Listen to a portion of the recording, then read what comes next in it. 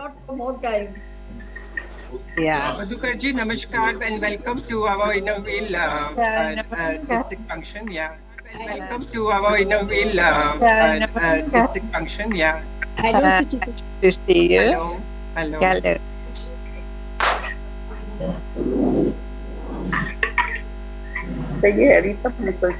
Hello, good morning, everyone.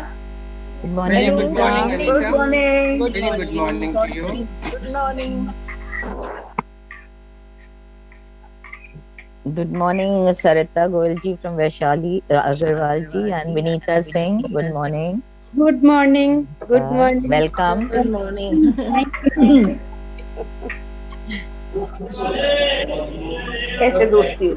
Good morning, everyone. Good morning. Very good morning, Manju ji. Please अपना नाम भी बताते जाइए तो और अच्छा लगेगा. Sarita Agrawal from Vaishali. Good morning. Welcome. Vinita Singh from Indrapuram. Yeah, this good morning is from Suchitra Chalsani from Vasant Kunj. Good morning. Morning from Bharati Bhavina. Manju Mittal from Vasant Kunj. Anita Naveen from Vasant Kunj. Suchitra मेरी आवाज आ रही है? हाँ, बिल्कुल आ रही है. आ रही है घर की. Today our vice president is not there. She won't be available today. Yes. Morning, Suchitra. Very good morning to you. Thank you for joining us, Purnima ji. नमस्कार पूर्णिमा जी. Purnima ji, namaskar. पूर्णिमा जी नमस्कार. Namaskar, Sulochen ji. How are you? I'm fine. How are you? Looking good. You're looking nice now. Thank you. Yeah. Namaskar. Namaskar, Purnima ji. Good morning. Namaskar. Namaskar, Purnima ji. पूर्णिमा जी नमस्कार. Namaskar, Manju ji. नमस्कार पूर्णिमा जी. Namaskar. How are you? Sarita. All you young ladies. Namaskar. Good morning, Purnima ji. Ruchika ji. Namaskar, Anita, seeing you after a long time. Yeah. Naveen. Ruchika ji, can we start the program? Yes, It's yes, 8:40 almost. Yeah. Thank you. So we are unmuting all of you. I mean, muting all of you. Sorry. Muting. Muting.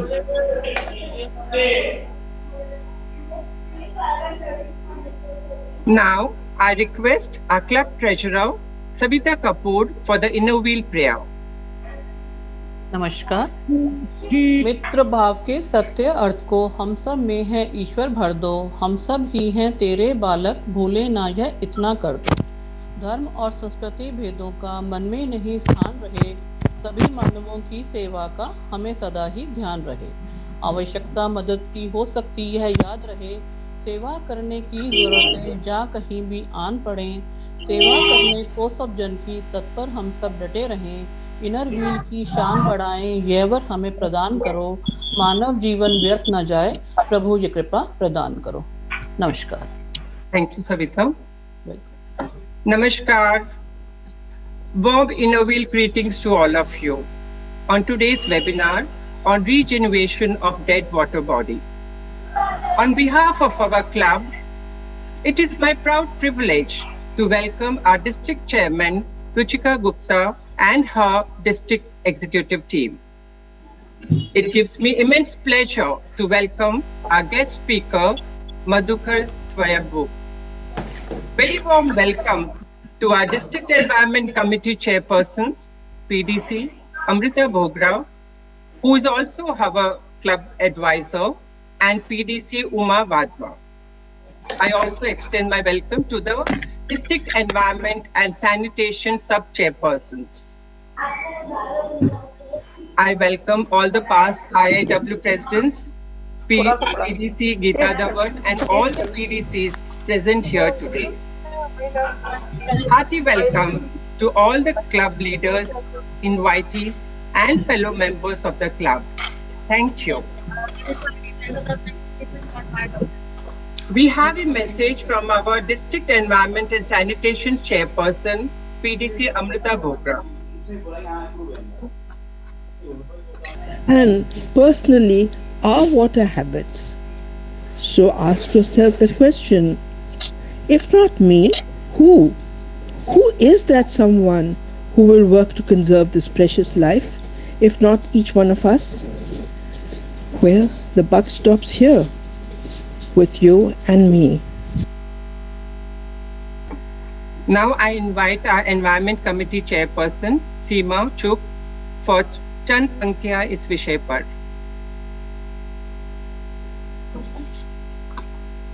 Thank you, Suchitra. Inner wheel greetings to all. आज का topic dead water body और कुछ पंक्तियां बोलना चाहूंगी. रुका हुआ गंदा पानी हमें क्या मैसेज दे रहा है? मुझे बचा लो कहता रुका पानी. बहुत हुआ अब थक चुका हूँ मानव की बेईमानी से. शीतल से दूषित हुआ हूँ मानव की मनमानी से. जलीय जंतु भी मर गए हैं, मच्छर मक्खियां ले आईं बीमारियां. हो सके तो समय निकालो, सुन करुणा भरी मेरी कहानी. आज बचा तो कल भी बचेगा, कहता दूषित पानी, कहता रुका पानी. Thank you. Thank you, Seema.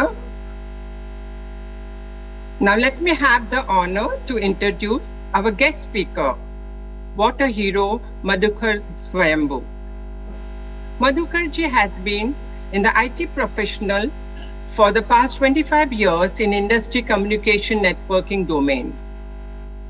He had been the top management executive for various multinational equipment manufacturing companies. Environment, ecology, Vedic science, Sanskrit, and Indic knowledge has been his passion. A new journey to explore the passion started in the year 2011. By 2016, team of like-minded professionals determined to take a plunge and decide to convert the passion into full-time profession. They make the ecology alive in soil, water, air, and with modern Vedic science-based technology called Phonomics. Within a very short span of time, Madhukarji, the technologist and the brand ambassador of Phonomics, has been awarded by Jal Shakti Mantralaya as Water Hero. He has been in the top 3 authors in the global ranking of Spanish Smart Water magazine. He has restored over 10 standing flowing water bodies across the country. Case studies of these regeneration of dead water bodies has been published on the front page of newspaper and covered in the prime times of TV news. He has delivered various talks on management in the management institutes and also on the global platforms. Well, now I invite Madhukarji to kindly deliver his talk for the day to this august gathering of Innerwheel members and kindle the spark to look beyond ourselves, to be the inspiration in making the difference and lead the change. Thank you. So let me just share the screen so that you are able to visualize what I'm talking about, because this is going to be new to most of the people. While water is everywhere, and water, we feel that we understand water like anything, but water is also often one of the most misunderstood elements. Now, as the topic of the discussion is in situ rejuvenation of the dead water bodies, let me just explain the term itself. In situ means in situation. That means like we have a wonderful word in Hindi called yathavat, as is where is basis, which means we don't have to fiddle with the system, the existing water body, and we do the treatment. Now, typically there is a lot of stuff happening in the name of water body rejuvenation. I'll cover that, and how it is different from the real rejuvenation, that also I'll explain. But what you see on your screen is a usual sight. All across the country, the water bodies that you will find around you will be in the condition which is being shown on the screen right now. The first on your left hand side corner screen, this is the site of a eutrophied water body, wherein this patch, if you can see the mouse movement, this patch is a layer of fat, oil and grease, and this green is basically algal bloom. Again here you can find this is a dead fish and this is a algal bloom. This is where it is covered with the water weeds, and this is a usual site which you will find in most of the villages, right? Now all this, if you try to find out the similarities between them, you will find almost everywhere the water is almost stagnant. There are no waves in the water. Now absence of waves means the water is in the decay process. This is what we call as a dead water body. A dead water body is non-interactive, wherein there are no waves, the water is almost standstill.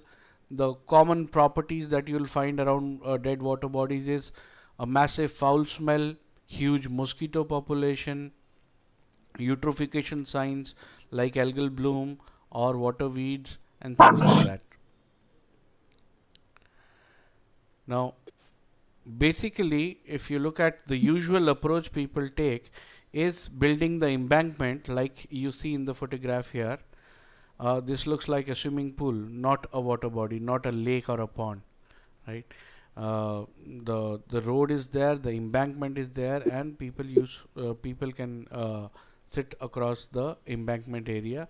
The green is planned, and everything is very well planned. This is not like a natural water body. Now why it is not a natural water body is basically because we have restricted all the entry points of natural runoff water coming into this water body, because we have cemented the embankment, right? Now this is a restoration work which is happening. Most of the people get into this kind of a restoration. Here again you will see that the restoration work is happening. This is called dredging of the water body. They are removing the sludge from the bottom. Now all this is the usual approach of restoration of a water body, whereas this is actually, if you look at the amount of work which is happening, it is building in embankment, diverting all the nalas or the drains which are coming into the water body, physically deweeding, physical beautification and dredging. This is all the physical work. Now this is, if you actually look at this condition, this village water body is wanting to have some kind of a reclamation, because this is no more a water body, this is more of a dump yard. All the village waste, whether it is a solid waste or a liquid waste, will come into this, right? Now this needs a reclamation into at least being called as a water body, not a dump yard. So here all these things will be applicable, wherein you are reclaiming a water body from a dump yard to a water body condition, right? There all these work will be required, wherein you are reshaping it as a water body. But there is a huge difference between rejuvenation and reclamation. Usually reclamation is taken as rejuvenation. So people are often confused between the two terms. Reclamation is just the physical work. Rejuvenation is working on the water quality for making water available. Today the country is under stress. There is immense amount of stress because of water. While India has been naturally designed to be water abundant country. So where did that abundance go? If it was naturally designed as a water abundant country, where did the abundance go? The abundance is still there, only that we have wasted the surface water by adding sewage or industrial effluent or wastewater and transformed the existing landlocked surface water body into a waste water collection point. That is why there is a water stress. Otherwise, not even a single drop of water has gone outside of the planet. Whatever water used to be there is still there. Water is there in the air, that is why we can breathe. Water is there in the soil, that is why the seeds germinate. And water anyways is water. So there is not even a single drop of water which has gone outside of the planet. All the water is here only. Only that the drinkable water, which is only 1% of the available water on this planet, is there into the landlocked water bodies, which we call as ponds or rivers or rivulets or lakes. And all these we have contaminated as human beings by putting in wastewater into it. Now, if we look at the magnitude or the scale of the problem at the rural side of it, the rural economy is derailed, unsustainable livelihoods are there, farmers are in distress, there is no water for drinking or irrigation, people are leaving villages and coming to cities, creating a demand for the smart cities, because the cities are not designed to handle so much of population. So that is why we have to be smart enough to manage our resources. And no farmer wants the next generation to take farming as a career. All these are rural problems, and these problems are ultimately piling on to the public administration offices. So if you look at it, in the core, all these problems are linked to soil, water and air. So it is very, very imperative for us to actually understand what is a natural water body, where it gets derailed, and how do we restore it. So this is coming back to the topic of the discussion, rejuvenation of the dead water body back to alive or rejuvenated water body. So let us first understand what is the natural process. You can stop me in between wherever I am going very fast and you have any queries, because the more interactive the session is, the more you will understand. So coming back to the natural water body, the natural water body is, it might look static in case of a lake or a pond, but it is never static. Water is always moving, and the movement of water is spiral. Because of this spiral movement, the soil beneath the water will get grinded like a mixer grinder, and this grinded soil is called the silt. The silt is a natural formation which is the nanoparticles of the soil, and they are created primarily through the natural process for opening up the soil capillaries. Now soil capillary is basically a link between the underground aquifer and the surface water body. So the water travels vertically between the aquifer and the surface water body. Wherever the pressure is high, the water will travel from the high pressure to a lower pressure side. So that means practically, if you look at the peak of monsoons, when the rain is very high, the pressure on the surface water body will increase and the water will travel from the surface to the aquifer, what we call as recharge of the underground aquifer, right? This recharge is happening naturally without any apparatus, without any machines. Now why this is happening is primarily because the pressure on the surface has increased due to monsoon, and the water will travel vertically to reach the underground aquifer. So the aquifer recharge is happening, rainwater harvesting is happening, the water table below the surface of soil is getting recharged and the water is coming up, right? Now that is the exchange which is happening with the layer of soil. Another exchange which happens is when the water is traveling between the layers of the soil, it is also carrying the minerals along. So when the water is pulled up from the underground aquifer to the top water body, it brings a lot of minerals along. And when the water is traveling from the surface to the aquifer, it takes a lot of minerals along and fixes it, right? So the excess of minerals on the surface water body goes to the layers of soils, and the requirement of the surface water body for minerals is fulfilled when the water is pulled up from the aquifer. Now this is another kind of exchange that happens with the layer of soil. Now within the water body there is a aquatic food chain. So there are single-celled organisms which are consumed by more complex organisms which we call as planktons.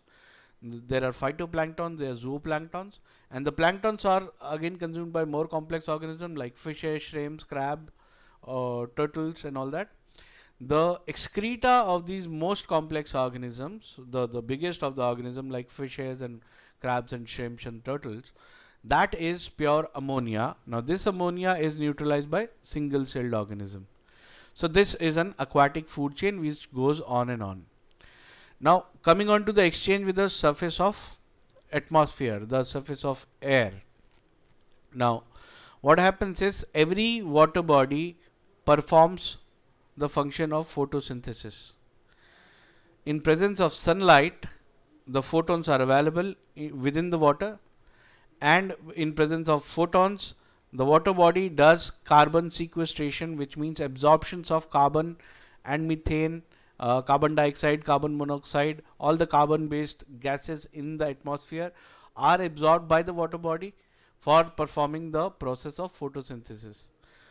Now carbon is withheld and oxygen is released. This is the source of dissolved oxygen within the water. This dissolved oxygen is required by all the aquatic organisms to breathe, because the aquatic organisms are also breathing oxygen, and this oxygen is dissolved between the molecules of H2O, that is what we call as water. Now when H2O molecule are formed, there is a gap in the circle, and within that gap the oxygen gets trapped. That is called the dissolved oxygen. So dissolved oxygen is what is required by all the aquatic organism to breathe. So the natural production unit for dissolved oxygen is the process of photosynthesis. So we all say when you need more oxygen, when you need to purify the air, you need to plant trees. But more than trees, it is important to restore the water bodies, because water bodies do more photosynthesis, do more production of oxygen than the trees, than the plants. More than 50% of the atmospheric oxygen on this planet is emitted by the water bodies, not by the plants. Okay, balance is done by the plants. So water bodies do the process of photosynthesis, through which they are also doing the carbon sequestration, which means they are also contributing towards reverse climate change, reducing global warming. Right now, this is one function. Second function, what we call as air pollution. Most of the people would not be knowing that air pollution is not the level of carbon dioxide in air or methane in air. Air pollution is only the count of free floating solid particles in air that we call as PM, particulate matter. Now particulate matter are of different sizes. It is 0.6, it is 1, it is 2, 2.5, 5, 10. These are all the sizes of the particulate matter. So the free flowing solid particles in air are called particulate matter, and they are the cause of air pollution. Now why they are flowing freely is because they are not getting a surface to land. What happens in case of natural water body is the top surface of the natural water body is negatively charged, while the particulate matter in the air is all positively charged. Is somebody saying something, ma'am?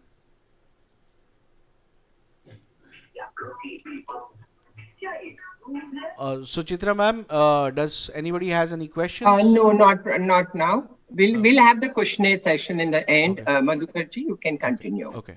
Thank you. So the particulate matter is all positively charged and the top surface of the water body is negatively charged. So it is naturally attracted by the top surface of the water body, and the air pollution mitigation happens naturally. You don't need any towers. If your water bodies are in good condition, there is no physical apparatus required for air pollution mitigation like what we are doing in Delhi. Because we have obstructed or we have restricted the natural process by polluting the water bodies, that is why we see air pollution. The moment all the water bodies in Delhi are restored back to their natural best conditions, the entire air pollution in Delhi will go naturally, and there would be no further blaming on parali burning and firecrackers in Diwali and all that. Whatever construction or whatever burning of the firecrackers or burning of the parali is happening, that is only generating particulate matter in the air. Water body does get polluted naturally also because of the natural phenomena like volcanic eruption. Whenever any volcanic eruption happens, a lot of particulate matter will come in the air. But nature has got its own cure. There is a natural process for the cure of the air pollution. Removal of the particulate matter from the air happens naturally via water bodies. So if the water bodies are in good condition, there will be no air pollution. Now these are the exchanges which is happening between the water and the air surface, water and the soil surface. This is the natural condition of a water body. Now coming on to the pollution side, water body does get polluted in the natural process also. So as I said, whenever there is a natural phenomena like a volcanic eruption or tsunami or a typhoon or a tempest or a cloud burst or a seismic activity, movement of the tectonic plates, the aquatic organisms sense that first, and when they sense that, they get scared and they excrete too much. Their excreta is all ammonia. So whenever there is excess of ammonia in a water body, that is called getting the water body polluted. Now whenever there is a tempest or a typhoon on the surface, the vegetation on the surface will shed their leaves and fruits and bark. All that will come into the water body. So when it comes into the water body, that will add excess of phosphates to the water body. So excess of nitrogen compounds and excess of phosphorus compounds will lead to what we call as eutrophication of the water body, which will create algal blooms, which will create weeds. Now why algal bloom or weeds are required is because the excess of nitrate, phosphate, sulfate into the water body, which has happened due to the natural process, needs to be absorbed and needs to be removed out of the water body. For that removal, nature has created weeds.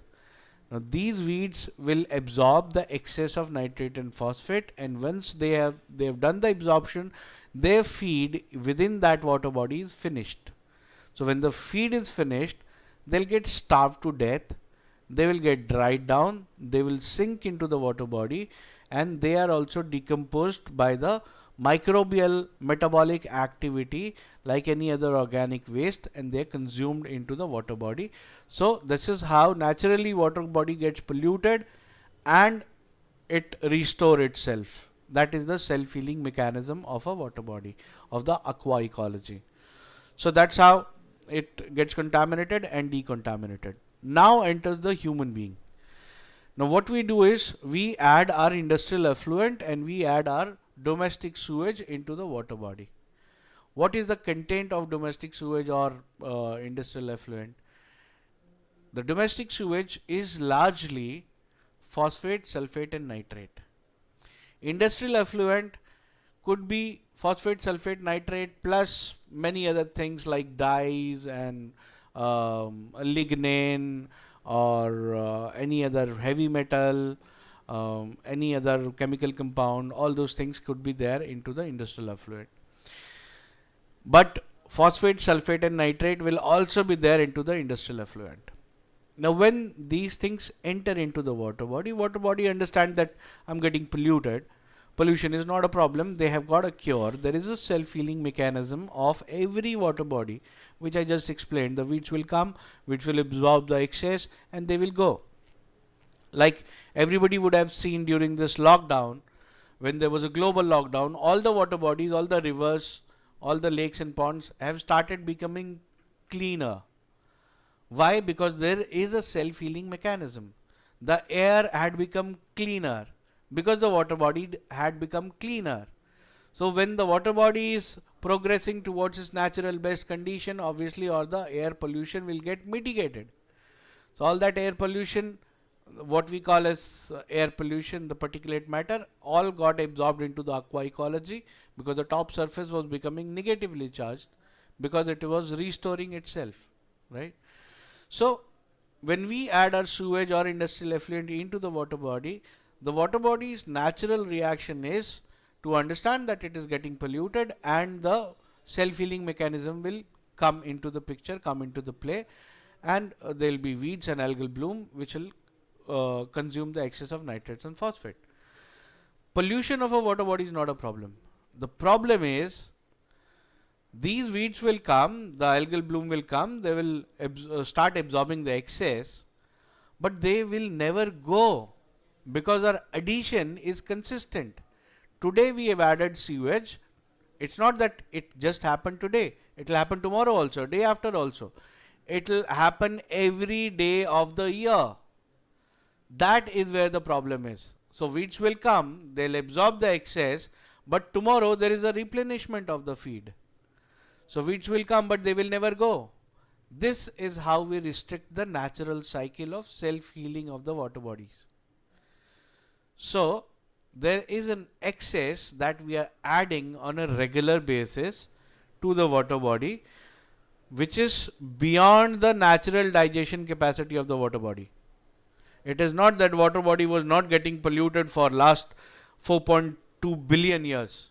It was getting polluted because of the natural phenomena also, and nature had also taken care of it through the natural process.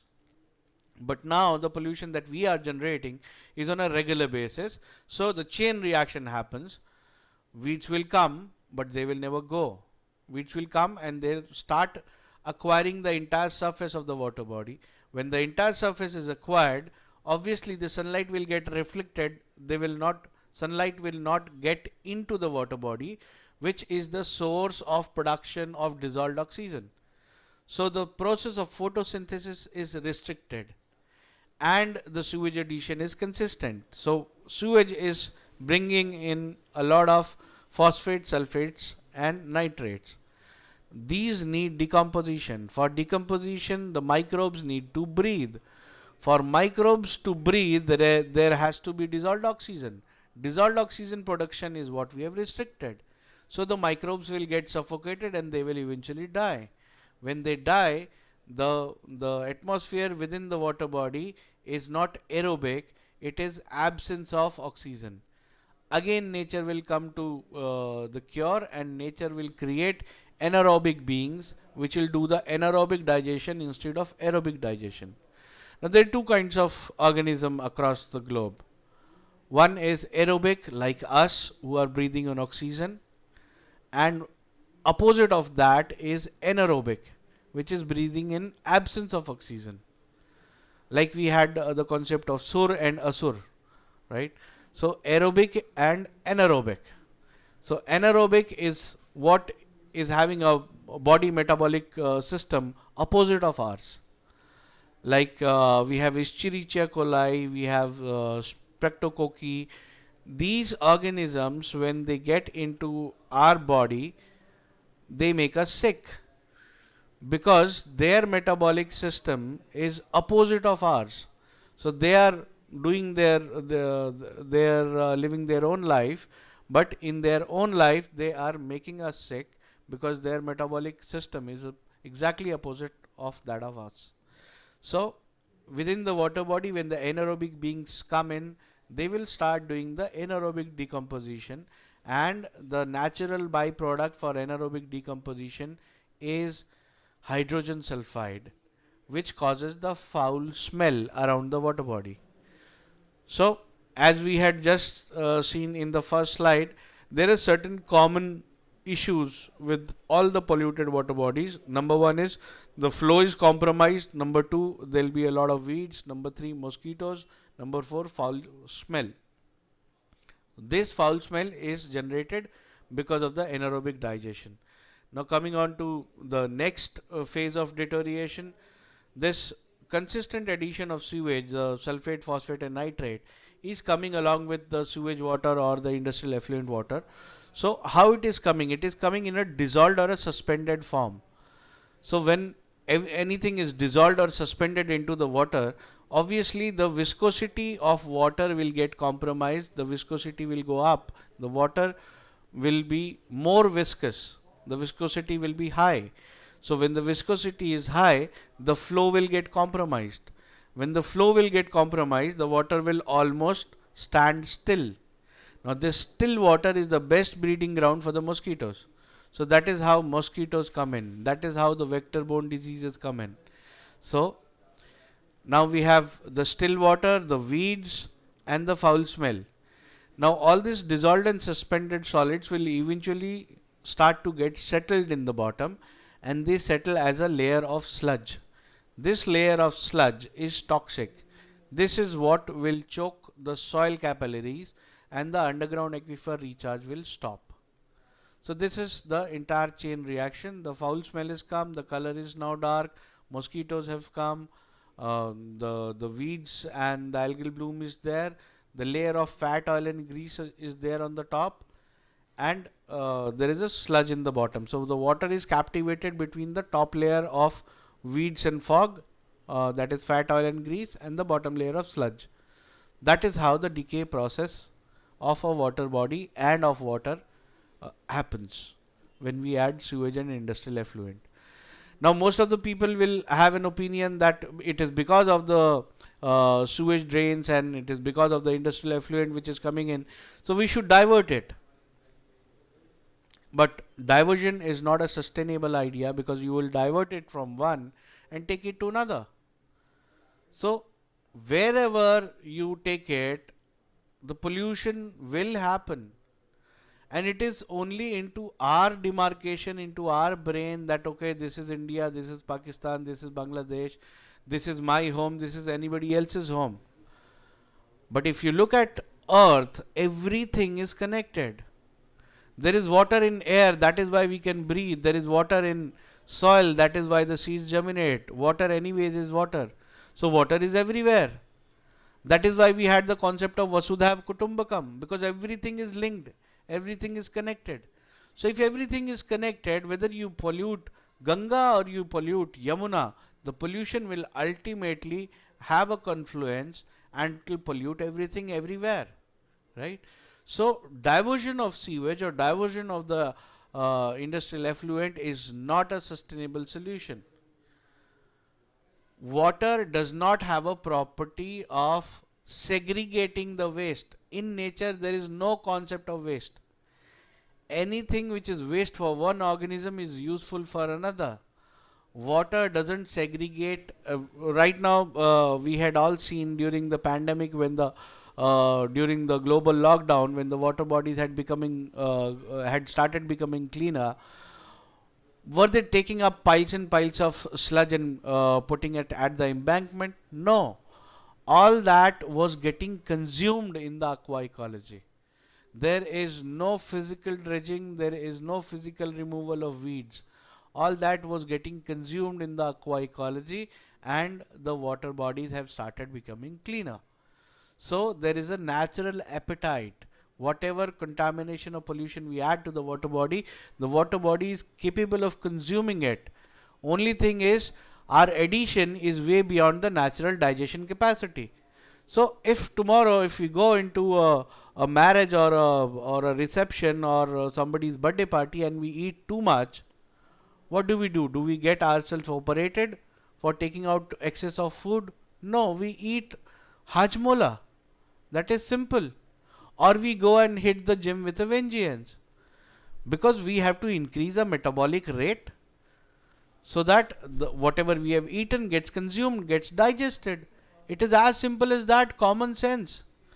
If the water body is getting polluted, we just have to give it some sort of Hajmola. We just have to increase the metabolic rate of the water body so that the excess of pollution is consumed in the aqua ecology. That is what we are supposed to do. That is the most holistic and most natural process. If somebody is unable to breathe, putting up a ventilator is just a temporary stopgap arrangement. We are just buying time from nature to revive, to resurrect the body. We have not designed a a handy ventilator which anybody will take along while he is walking. Somebody is in good condition only when he is breathing naturally from his nostrils and it is getting consumed into his lungs, right? No water body demands a sewage treatment plant. Sewage treatment plant is just like a ventilator. It is not sustainable.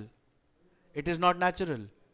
Any and every water body needs rejuvenation because there is excess of pollution being added, and it can be rejuvenated only in a natural way. Water pollution is neither physics nor chemistry nor biology. Water pollution is an ecological problem. Ecology is a bigger domain for which subsets are physics, chemistry and biology. So the approach has to be ecological.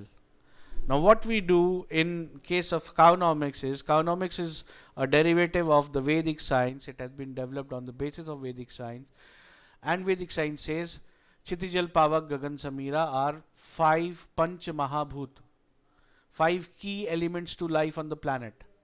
Now when these are the key elements, obviously they cannot be dead because they are the source of life. Now if they are living ecologies, we just have to be supportive enough to sustain their metabolic activities, and rest will be done by nature itself. So how do we do that? It's like Ayurveda. Whenever you go to an Ayurvedic Vaidji, he will check your nadi, and after the nadi he will tell you these are the symptoms, and after the symptoms he will tell you, okay, this is what is the medicine, which is freshly prepared medicine out of the herbs, and he will give you certain restrictions that okay, you don't do these activities, right? So what is the core of Ayurveda? The core is creating a balance between Vat, Pitta and Kapha. Similarly, we have to create a balance for restoration of any wetland, any water body. We have to create a balance between soil, water and air. The moment we are able to strike that balance, everything gets back to normal. So into our science, what we need to do is we need to collect certain data from the water body. On the basis of that data, we will make the medicine, and the medicine is 100% botanical extract. There is a pool of about 1008 herbs which we select carefully depending upon the input of the study that we have collected from the water body, and then we create a concoction of herbs. This is what we call as cownomics concentrate. The cownomics concentrate is sent at site where it is diluted into fresh borewell water and released into the water body. Now what happens on the physical, chemical and biophysical layer is what I'm going to explain next. Here you can see this is the cownomics concentrate. Now this concentrate is released into the water body. When it is released into the water body gets supplied with millions and millions of electrons. Now these electrons, when they reach the molecule of phosphate or sulfate which is waiting to be decomposed, the electron exchange happens and single atom of phosphorus is separated from 3 or 4 atoms of oxygen. This oxygen will get added to the dissolved oxygen. So the DO level will go up. Now when the DO level goes up, the atmosphere within the water body will become aerobic instead of anaerobic, right? Now these oxygen bubbles will start appearing on the surface after about 45 minutes to 1 hour from the treatment. When they appear on the surface, they will start hitting the layer of fat, oil and grease which is there on the top surface. Now eventually they'll start increasing the tensile strength of the layer and they will burst. When they burst, they create a hole in the top surface. From the same hole sunlight will enter and the natural process of photosynthesis will restart. Okay. Now this is happening at the physico-chemical layer. Now let's look at physico-bio layer. Every electron has got a charge of 1.6 into 10 to the power minus 19 coulomb. Now this charge will give a CPR shock to the native microbes, the single celled organism within the water body which have gone dormant because of non-availability of oxygen. So when they get this shock, they come back to life. Now when they come back to life, what they need is oxygen to breathe and something to eat. So the single atom of phosphorus or sulfur which has been separated from a phosphate or a sulfate is available for them to eat, and DO level is high, so there is enough oxygen for them to breathe. So they will come back to life, they'll start eating, and they'll start their doing their metabolic activity. Their metabolic activity is basically decomposition of all the biological waste. So the biological waste is getting consumed aerobically instead of anaerobically, right? Because the aerobic native single celled organism of the wetland are now back to life. So when the anaerobic digestion is not happening, the foul smell will go. That is the first reaction that you will see. The first reaction is the bubbles, which you will see within an hour of the treatment. Then after 24 hours of exposure to the sunlight, the foul smell will go. That is the second reaction. And when the microbes are doing their natural native activity, obviously they are consuming the suspended and the dissolved solids. So which means the viscosity of the water will get reduced, the natural flow will come. So when the natural flow comes, the mosquitoes can no more breed on the water because they need still water to breed. So the mosquitoes are also gone. This is the third stage of resurrection of ecology. Then the color will get lighter, the viscosity will be back, the flow will be natural, and then the decomposition of the suspended and the dissolved solid is still going on. So due to this decomposition, the feed for the weeds is getting consumed naturally instead of making it available to the weeds. So that is how the weeds will start getting starved, they will get weakened, they will dry, and eventually they will sink. Now this time period may vary from 1 month to 3 months depending upon the kind of weed, the type of weed, the infestation of weed, the population of weed, and so on and so forth, right? So from 1 month to 3 months time frame, the entire weed will be gone, will be consumed naturally. So now your surface is clean, your water looks transparent, water is wavy, mosquitoes are gone, foul smell is gone.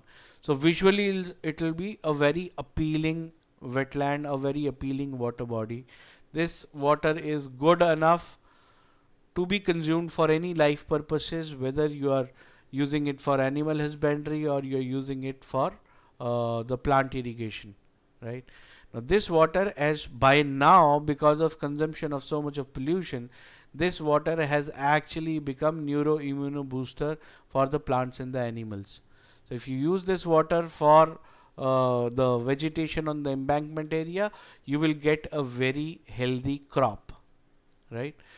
Now coming on to the further stage of rejuvenation and restoration of the water body, we have taken care of everything except for the bottom layer of sludge.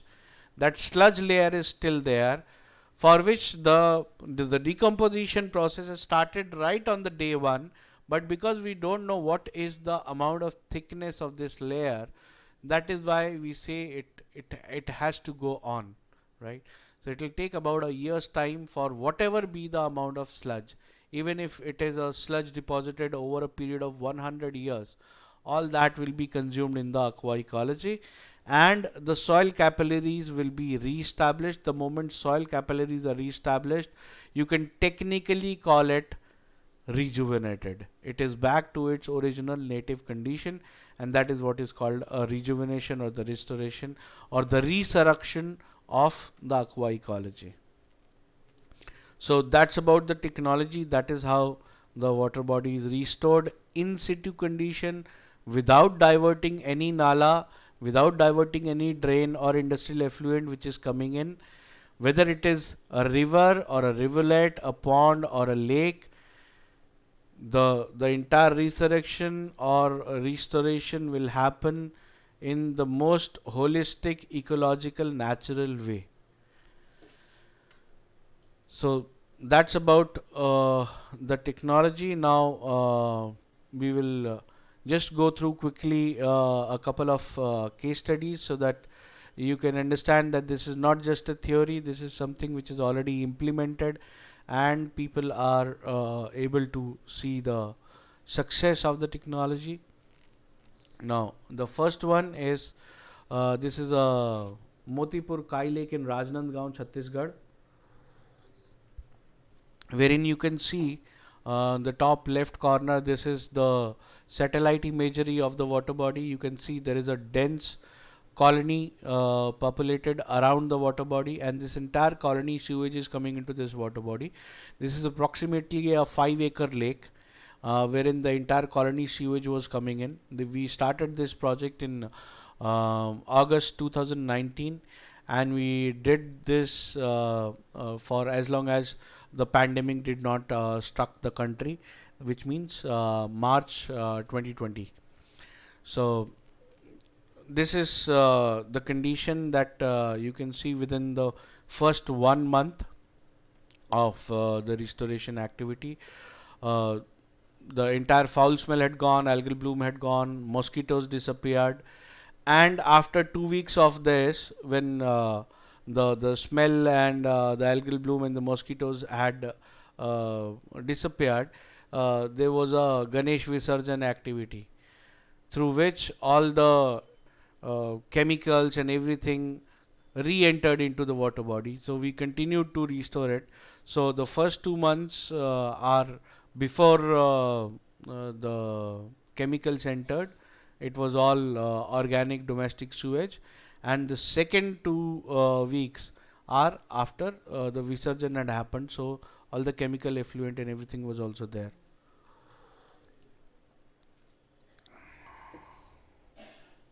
Again, no nala or drain was diverted. It was all done in situ conditions. Now coming on to closer to home, this is Jheelwala Park in Rohini, Delhi. Here you can see this was on 4th of June and this was on 19th of June. There is a difference of just 15 days, and you can see the difference in the water quality. How stagnant was this water and how wavy is this water. The clarity of water, the viscosity has gone down, and the bird population was back. So whenever you are restoring a natural water body, you will get a lot of natural hints from the animals, from the birds, from the plantation around, from the insects. There were a lot of butterflies and bees, there were a lot of squirrels, there was a lot of bird population which had returned to the water body, right? The rotten foul smell had gone, the mosquitoes had gone, the algal bloom had gone, and this is all an effect of just merely 15 days, right? This is the test report of pre and post condition which came from Delhi Jal Board, and the difference was taken in just a matter of 28 days, right? You can see the fecal coliform reduction by 90%, the COD and BOD reduction, the suspended solid reduction, right? Everything is recorded, and there is a completion certificate from Delhi Development Authority. So whatever documentation, whatever case study I am sharing with you are all documented case studies for which we have the government permission for doing the rejuvenation and the government completion certificate that they are satisfied with the performance, and a third party report also that they have tested the water in pre and post treatment conditions. Now this is again back to Chhattisgarh. This is Moa Lake, well within the heart of the capital city of Raipur. Again, you can see the difference in the water surface. There was a 70% surface was covered with this water weed, which we call as water lilies. And you can see because this is a very weak weed, it is not as strong as water hyacinth, or it is not as fast breeding as azolla, or what we call as duckweeds. So that is why within 1 month itself you can see the difference, how the 70% of the surface was taken care of. Now again back to Delhi.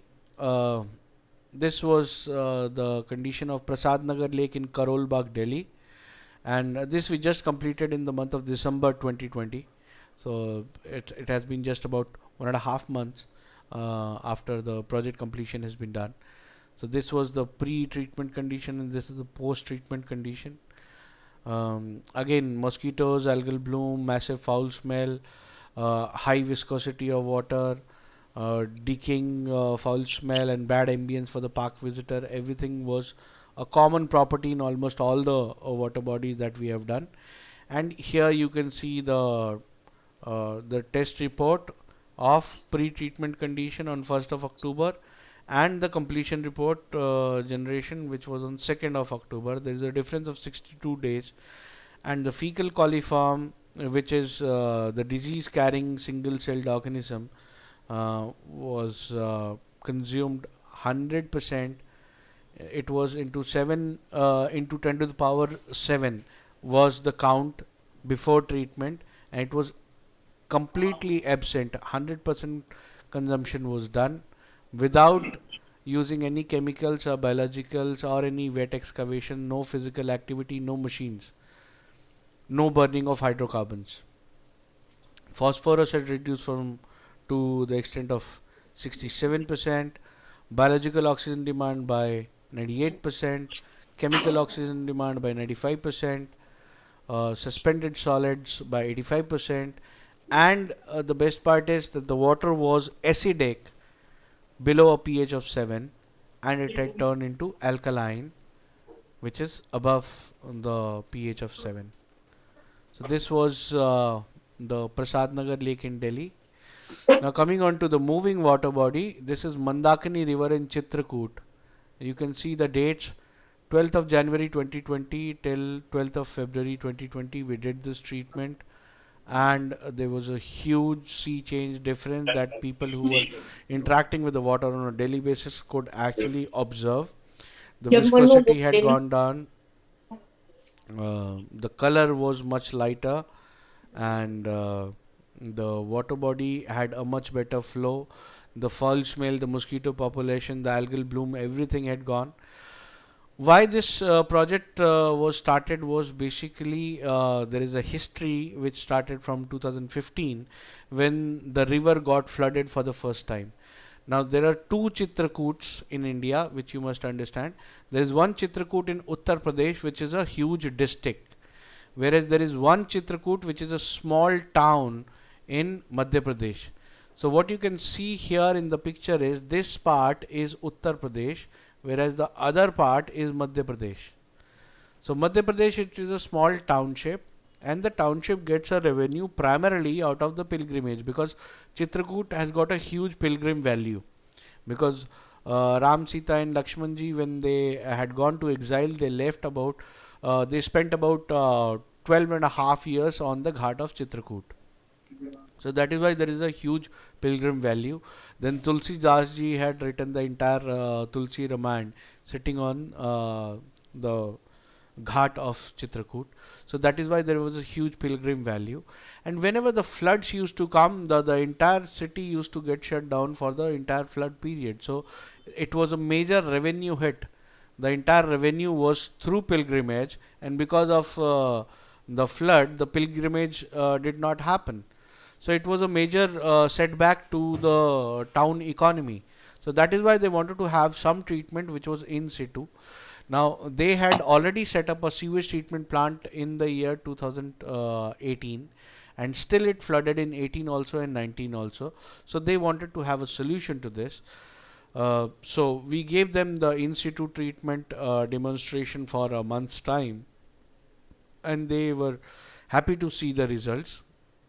After which they were supposed to work on a tender, but unfortunately COVID-19 hit the entire world, and there was a lockdown. Then the MP government was unstable, and there was a new government formed, and so many things happened. But the best part is, during the monsoons of 2020, while the rain was much higher than 2019, it did not flood at the Ghat of Chitrakoot.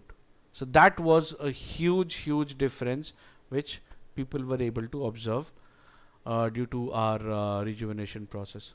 So those were all the projects which have already been done and over, and we have got the completion certificate. Now coming on to the projects which are ongoing, which have been taken for a year-long time, where your case studies are already going on. Now this is the Kodikunta Lake in Hyderabad, wherein you can see the difference, because into this particular 8-acre lake, there is almost 2 to 3 million liters of sewage coming in every day. So we had this NGO partner SAHI, Society for Advancement of Human Endeavor. They had adopted the lake. Probably your way of working will also be there, similar in case of Rotary Club also. So they adopted this entire lake, which was 8 acres lake. They did the reclamation work first, because it was actually a literal dump yard. So they did a public awareness, they involved people, they made them understand that water bodies are important for us. We should not be polluting the water body, we should not be calling it a dump yard. They removed all that plastic waste and all that municipal solid waste which was coming in. They consolidated all the sewage drains which were coming in. There were some 12 to 20 different sewage drains which were coming in.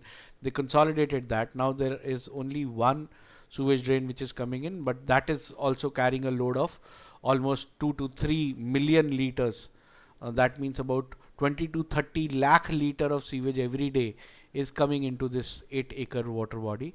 And that was the time when they started focusing on improvisation of the water quality, which means the real rejuvenation of the water body.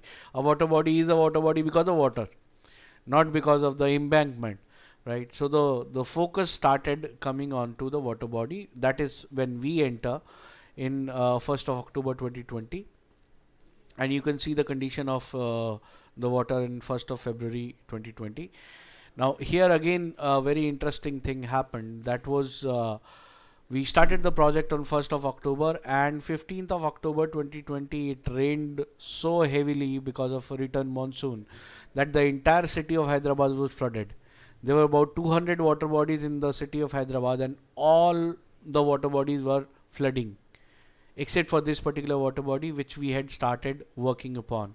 So 15th of October this water body did not flood, and this was the only water body in entire Hyderabad which did not flood. So this was an ongoing project. In this project also, in case if you have a Hyderabad unit which would like to partner, we can introduce you to the SAHI, and you can work along with us into this existing project. Now coming on to the next project, this is Lal Dighi Lake in Ayodhya. You can see the condition on 1st of December.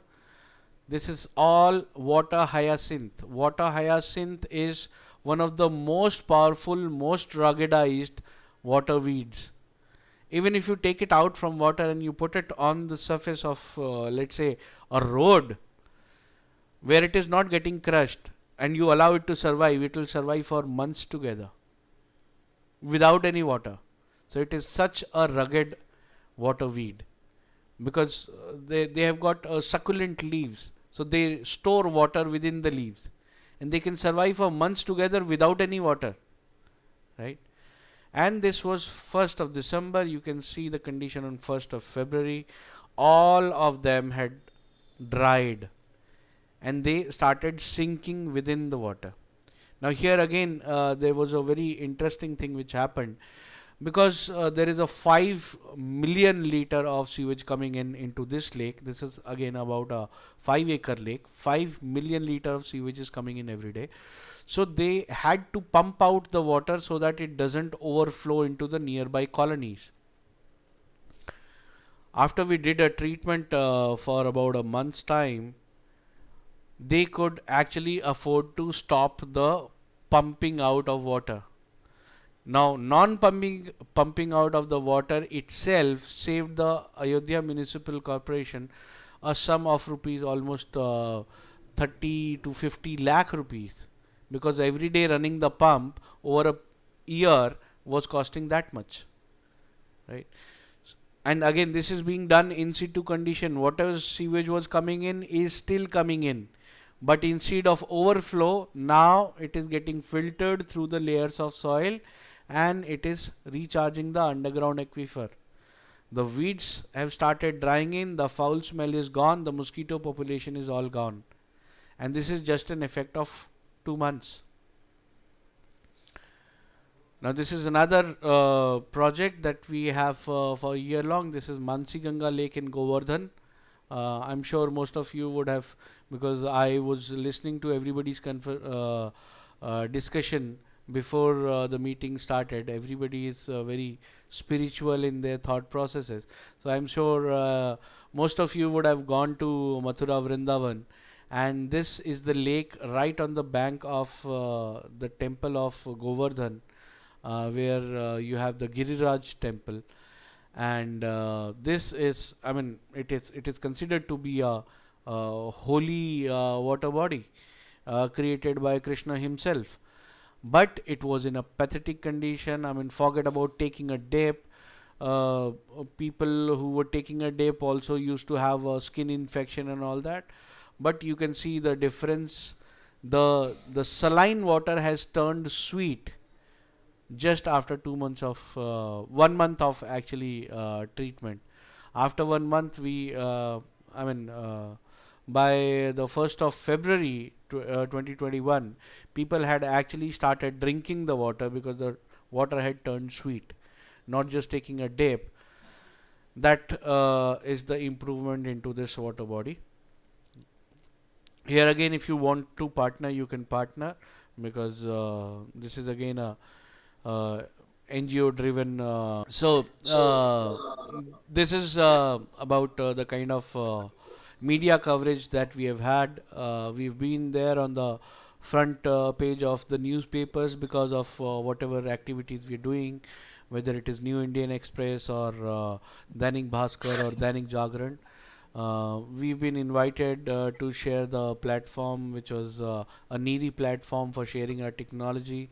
NEERI is the National Environment Engineering Research Institute, which is a body under CSIR, which is considered to be the apex body for the water treatment by the government. We've been published in various water dedicated magazines and journals. We've been published in Vanapremi, which is the ecological and the forestry journal. So that has been the media coverage so far. We've been there into the ABP News prime time for the Mandakini River Rejuvenation Project. All those videos you will find on our YouTube channel. These have been the customers so far, whether it is Delhi Development Authority or Smart Cities or Municipal Corporation or the Forest Department. In Gurgaon, we have just received 2 projects from Guru Jal. These are all the various departments that we worked with, and the work is still on. Like you don't find Ayodhya Municipal Corporation here, or the Hyderabad Municipal Development Authority here, with which we are doing Kodikunta Lake. And this has been our social media influence so far. We have been a TED speaker. We are now globally number 3 by Smart Water Magazine Global Ranking. And our podcast is heard into about 28 countries across the globe. That's about it. If you have any queries, you can ask your questions now. I'll stop the sharing of the screen.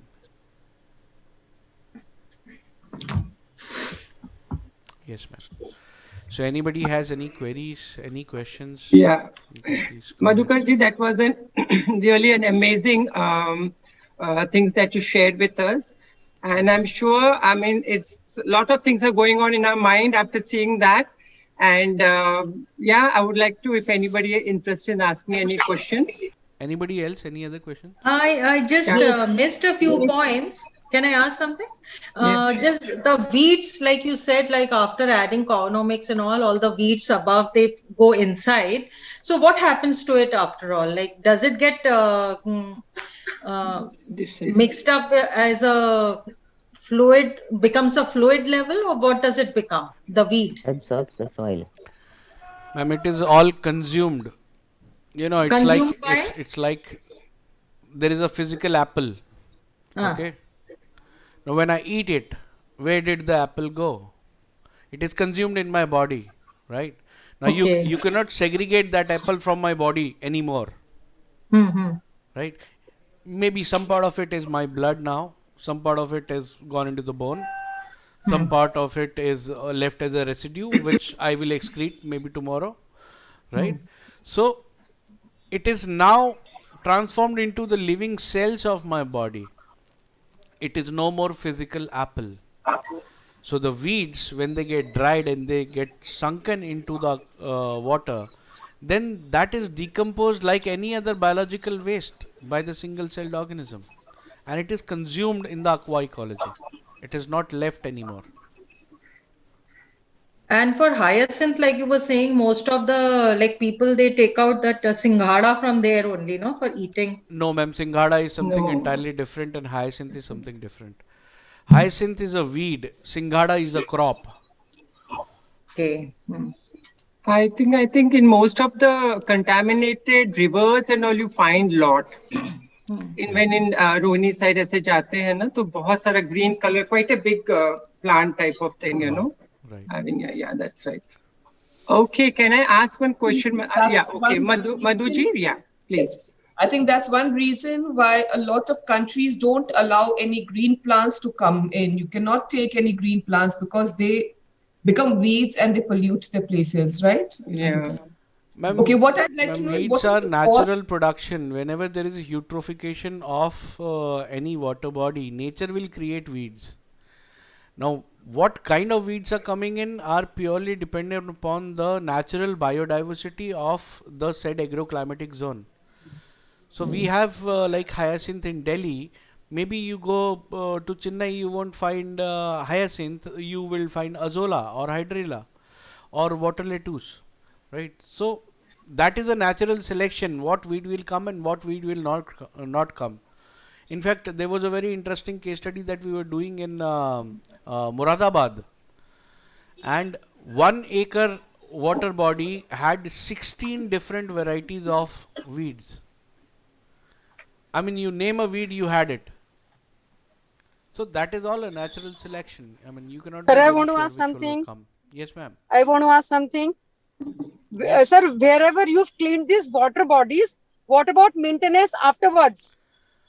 Like it was just cleaned and left it again, then it will be cleaned after some time, or there is some continuous process for maintaining it also? Once any water body has been cleaned by you. It should be maintained at least for a year's time. That is the ideal condition. But then as far as we are concerned, we can only work because we don't work anywhere directly. We only work with partners like you. So if you are taking a responsibility for a year's time, we will continue to work for a year's time. If you take a responsibility for a month's time, it will unfortunately be done only for a month's time. But we ideally suggest that it should be taken at least for a year's time. Otherwise, it is of no use because you do it and then it will go back to normal. Yeah. So, Chitra ji, this is a great project, and know the cost. Yeah, I'm just coming to that. Yes. Yeah. Madhukar ji, we would like to know what is holding this, holding the administration to implement Cownomics. Is it the cost or is it something else? See, it sounds so simple. अभी तो लगता है कि पूरा दिल्ली का जितना भी है बिल्कुल साफ कर लो जाके. So it's not that, right? Ma'am, actually, I'm a part of one of the water professional social media. It is called the Water Network. Okay. Wherein only the water professionals come in. And the only discussion, the only topic is water. Now, there is one of a very celebrated author who has written about 10-12 books on water. He is there into that network, and we were just having a discussion on why across the globe the problem is there for water.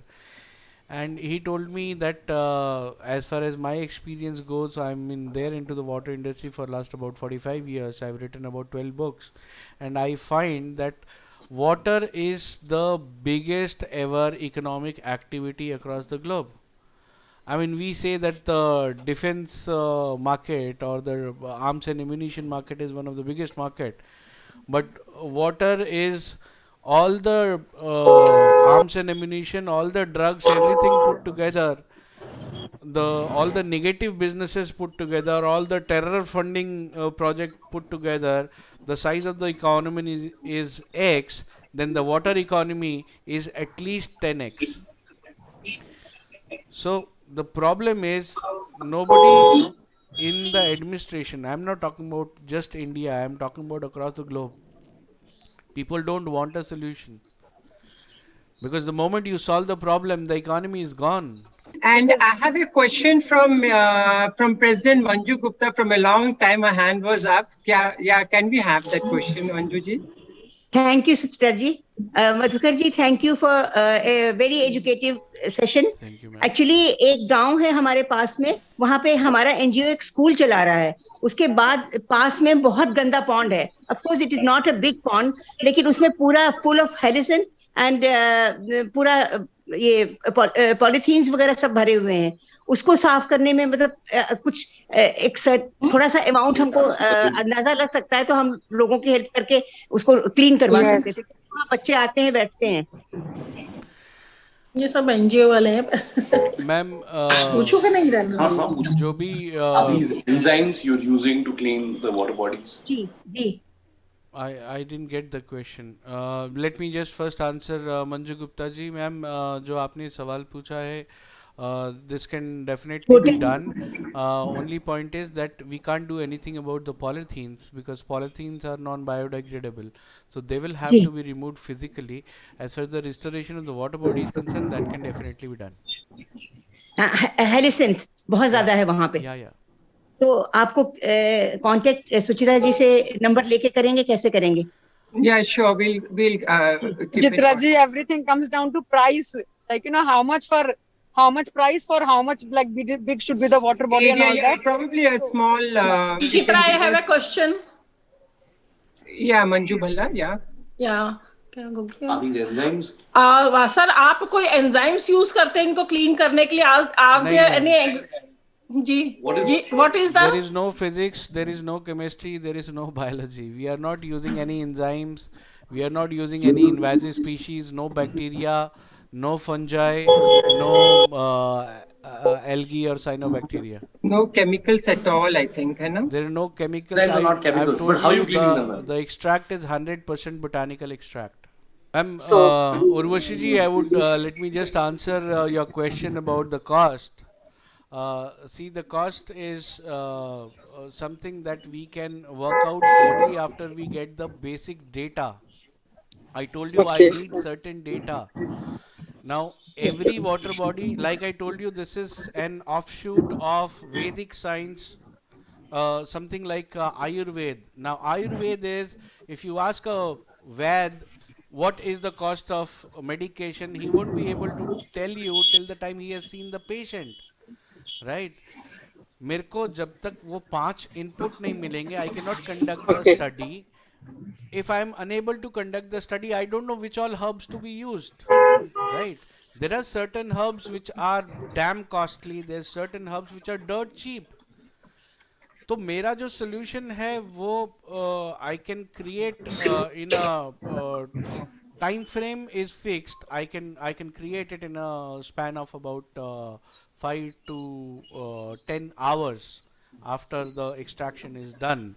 So the entire process will take about 3 to 4 days to run. But before that 2 to 3 days to run, I need 2 to 3 days for study.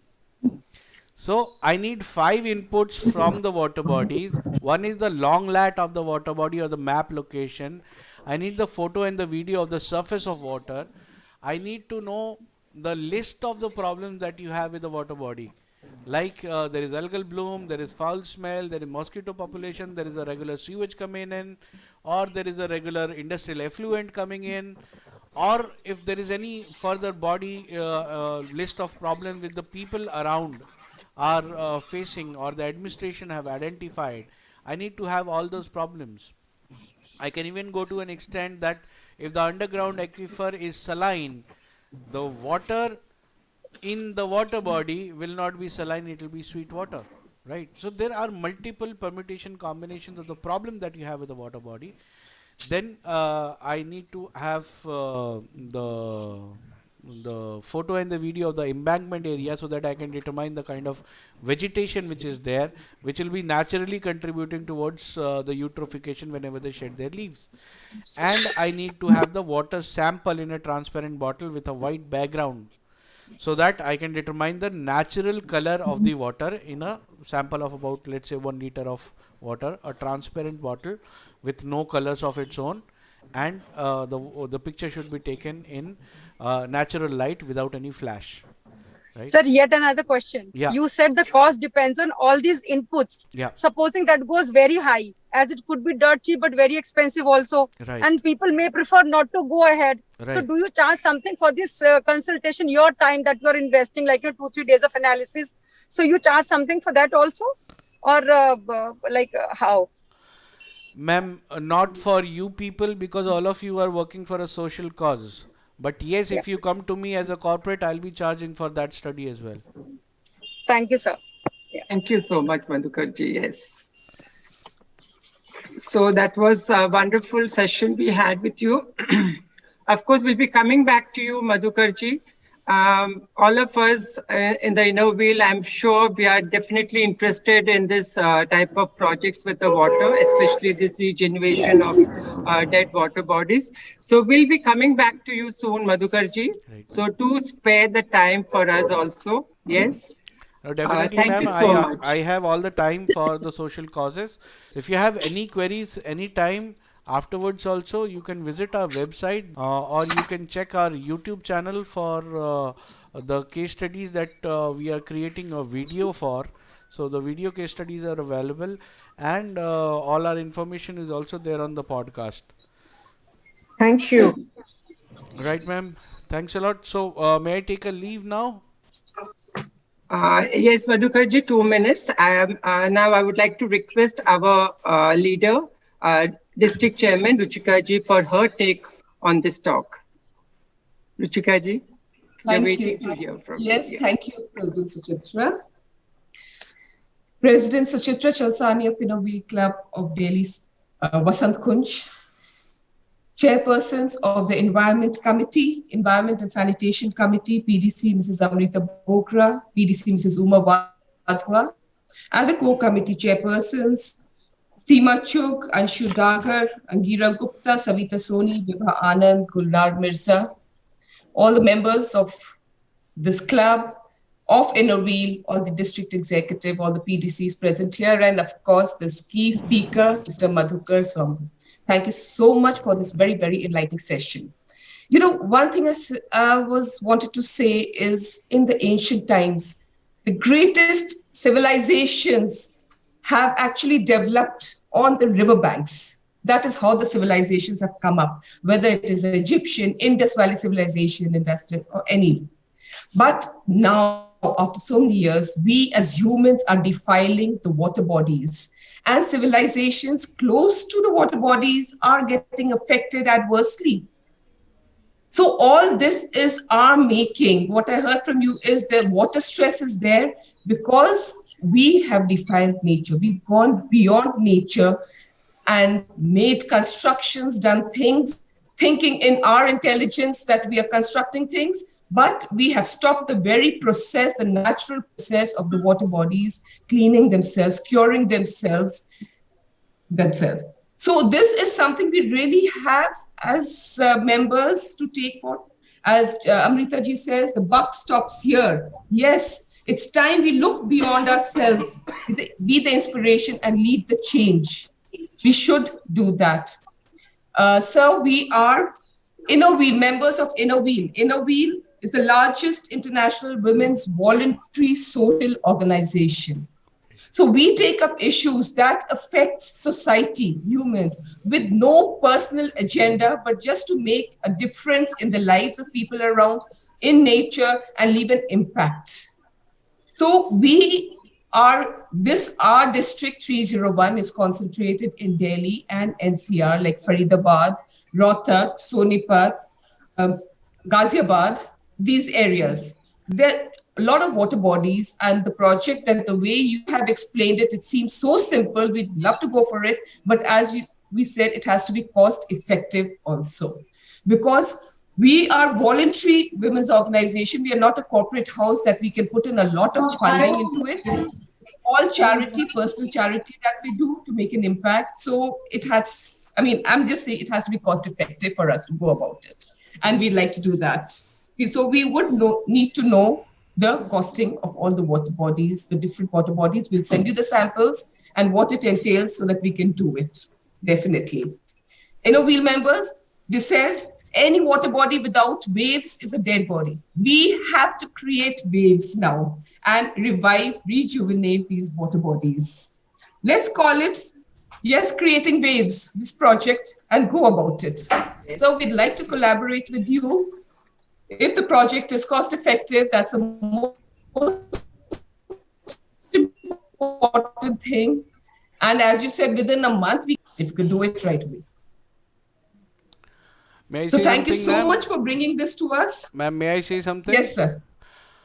Yes, See, yes. As I understand, this is a social cause. All of you are working together for a social cause, for restoring the natural environment in the society all across the NCR.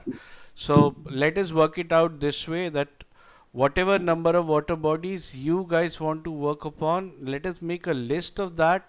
Let us sit together and understand what exactly is viable. Yes. So even if you want me to discount my standard price by 90%, I will be there with you to support it, as long as at least the cost of my making of the medicine is recovered. Yes. That's absolutely understandable. So Environment Committee, we have this very important water project to work upon now. The sanitation. Absolutely. As they said, there is enough resources on this earth for everyone, but not for everyone's greed. So we have to be very conscious of the way we do things and use the natural resources. Right. This is a legacy we have to leave for our children. Yes. Thank you. Thank you so much for bringing this session to us. It was very, very interesting and enlightening. Thank you so much. Thank you so much, Ruchika ji. And together we can. I'm sure we will do it. Yes. Yes, we lead the change. Absolutely. Yes, absolutely. That's true. Okay, we have with us our Environment Chair, Amrita ji is with us. So Amrita ji, we would like to hear 2 lines from you too. Yes.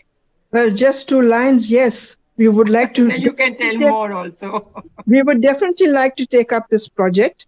Yeah. And we shall.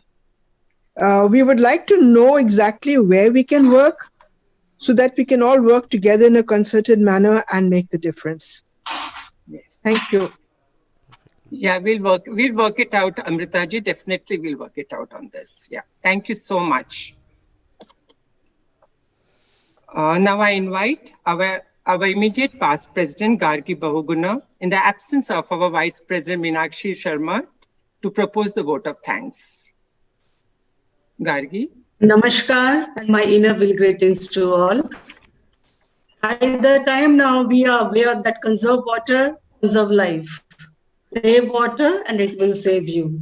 And I know that we members are now very much charged up, with the subject. And now we have already started thinking of rejuvenating all these.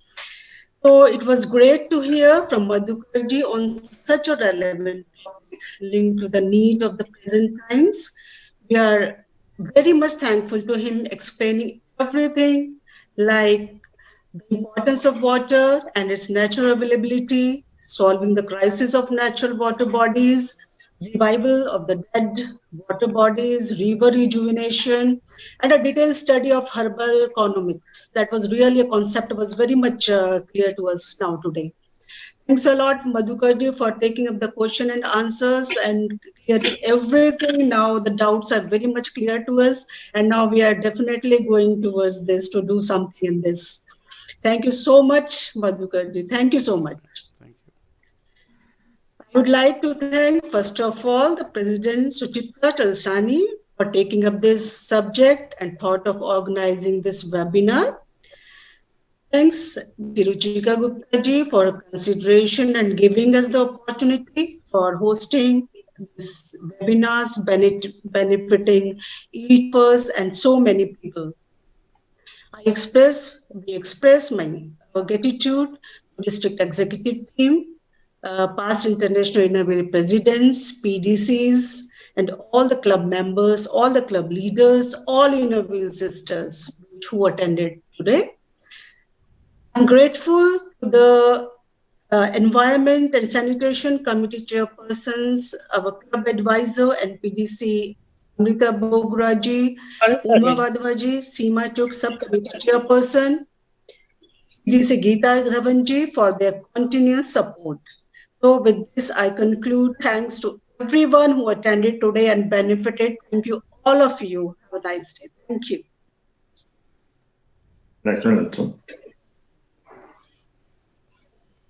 नायक जय हे भारत भाग्य विधाता पंजाब सिंध गुजरात मराठा द्राविड़ उत्कल बंगा विंध्य हिमाचल यमुना गंगा उच्छल जलधि तरंगा तब शुभ नामे जागे तब शुभ आशीष मांगे तब जय गाथा जन गण मंगल दायक जय हे भारत भाग्य विधाता जय हे जय हे जय हे जय जय जय जय हे.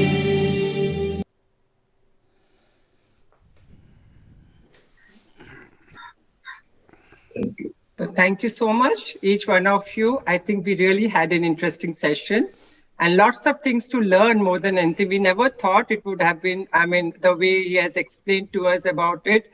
I mean, we never thought it was some process of this sort also can be done sort of thing. That's what my take has been in this program. Yeah. And it was really a very useful. Very interesting. Very Yeah. interesting. Very nice. Thank you. Thank you so much. Thank you, ma'am. Very interesting. Congratulations, Suchitra ji. Very It's a very nice speaker. Madhukar ji has explained very much clearly. Yeah. Very so we can take this project on our environment committee also. We will do work together. Yes, we can. Yes. As we say Definitely. together, all of We us should now together, find yes, out we can do. Yeah. the closest water bodies and start work on it. Very Yeah, interesting, definitely. Suchitra. Wonderful. Yeah, we'll make a Wonderful. list of water bodies Yes. where we can work. And, you know, I happened to talk to Madhukar ji about it also. And he was saying that in Delhi, there's a lot of agents who are working on over here. And, you know, we got to approach them and, you know, take a list of the things where the things can be done. And I think definitely, yeah, we can do something. Yeah, Why definitely. not? Okay. Together we can. Probably in a month's time, I think we'll just chalk out. All of us can work together and chalk out the things, and we make a list of the places where we can work. You know. Definitely, we'll do it. Yeah. Amrita ji, you are there to guide us. We'll make the list. Yes, she's and always please there. guide us. You're always there. Be attending Very the well first. thought of, very well thought of this webinar. It really Yeah, very it's very nice, very nice. There's so many places you can just and it is stagnant the water root of with the dirt bad and all. environment, bad environment pollution and everything it covers. Thank you, Suchitra.